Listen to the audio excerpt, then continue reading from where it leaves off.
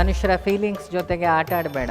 90 ಭಾಗ ಭಯದಲ್ಲಿ ನೀವು ದೇವರನ್ನು ಪೂಜೆ ಮಾಡ್ತಾ ಇರೋದು. ಇನ್ನೊಬ್ಬರಿಗೆ ನಾವು ಮಾನಸಿಕವಾಗಿ ನೋವು ಮಾಡಿದರೆ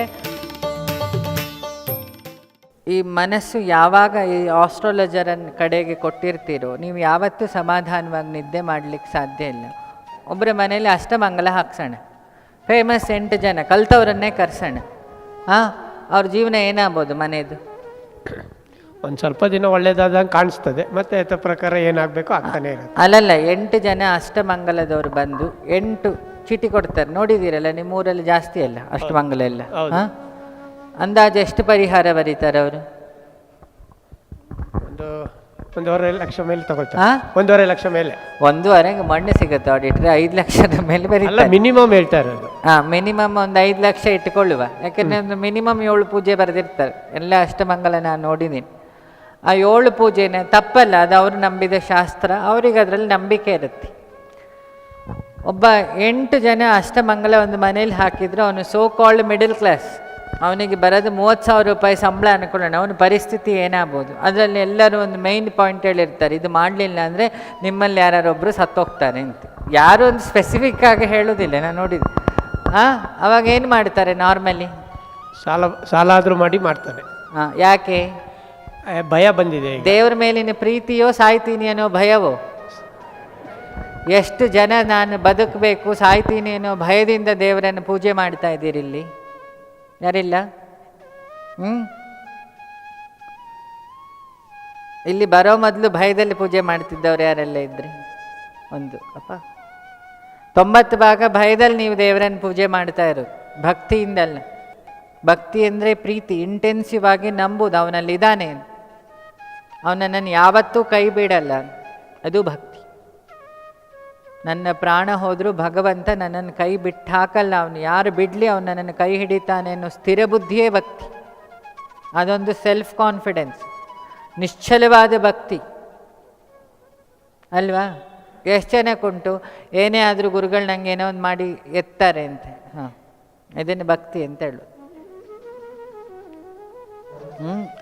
ಆ ಕಾನ್ಫಿಡೆನ್ಸ್ ಇದ್ದಿದ್ದಕ್ಕೆ ಈಗ ಭಯ ಓಡಿದೆ.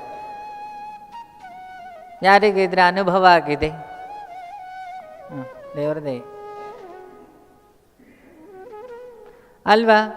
ಒಂದು ಭಯವನ್ನು ಬಿಡಬೇಕಾದ್ರೆ ಅದಕ್ಕಿಂತ ಮೇಲಿಂದೊಂದು ಸತ್ಯ ಸಿಗಬೇಕು, ಇಲ್ಲ ಕಷ್ಟ ಬಿಡ್ಲಿಕ್ಕೆ. ಎಲ್ಲ ಡಾಕ್ಟ್ರುಗಳು ನಾನು ಸತ್ತೋಗ್ತೀನಿ ಅಂತ ಹೆದರು ಕೂತಿದ್ರೆ ಕೊರೋನಾದವರನ್ನು ಬಚಾವ್ ಮಾಡೋದು ಹೇಗೆ? ಇದು ಫಸ್ಟ್ ಕಾನ್ಫಿಡೆನ್ಸ್ ನಿಮಗೆ ಬರಬೇಕು.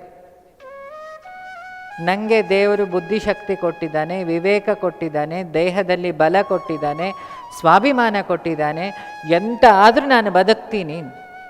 ಯಾರು ಸಾಯಲಿ ಬದುಕಲಿ ಜೊತೆಗಿರಲಿ ಇಲ್ಲದೆ ಇರಲಿ, ನನ್ನ ಗುರು ಅಥವಾ ನನ್ನ ಪರಮಾತ್ಮ ನನ್ನ ಜೊತೆಗಿದ್ದಾನೆ, ನಾನು ಬದುಕಿ ತೋರಿಸ್ತೀನಿ ಅಂತ ಹೇಳ್ತೀರಲ್ಲ, ಅವತ್ತು ನಿಮ್ಮನ್ನು ಯಾವ ಯಮನು ಎಂತ ಮಾಡ್ತಾರೆ. ಅಲ್ಲಿ ತನಕ ಈ ಅಷ್ಟಮಂಗಲದ ಕಥೆ ಆಗ್ತದೆ. ದಿನಕ್ಕೊಬ್ಬರು ಹೇಳ್ತಾ ಇರ್ತಾರೆ ಅಲ್ವಾ? ಅದನ್ನೇ ನಾವು ಮೊನ್ನೆ ಯಾವುದೋ ಭಾಷಣದ, ಯಾವತ್ತು ಜೀವನದಲ್ಲಿ ಎಲ್ಲ ಸಿಟುವೇಶನನ್ನು ನೀವು ಸ್ವೀಕಾರ ಮಾಡ್ತೀರೋ ನಿಮಗೆ ಕ್ಲಾರಿಟಿ ಸಿಗುತ್ತೆ. ನೀವು ಅದರ ತಿರಸ್ಕಾರ ಮಾಡಿ ಭಯದಲ್ಲಿ ಓಡಿದರೆ ನಿಮಗೆ ಕ್ಲಾರಿಟಿ ಸಿಗಲ್ಲ ಅಲ್ವಾ?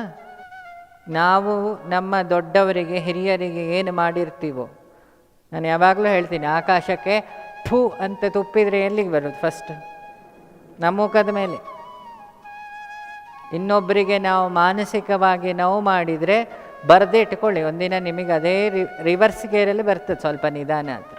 ಯಾರಿಗೆಲ್ಲ ಬಂದಿದೆ ಜೀವನದಲ್ಲಿ?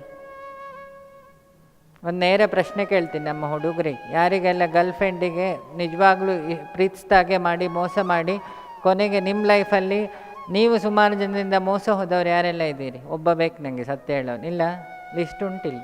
ಯಾರಿಲ್ಲ? ಒಬ್ಬ ಆಯ್ತದ ಕೈ. 100% ಮೋಸ ಆಗ್ತದೆ ಪ್ರಪಂಚದಲ್ಲಿ.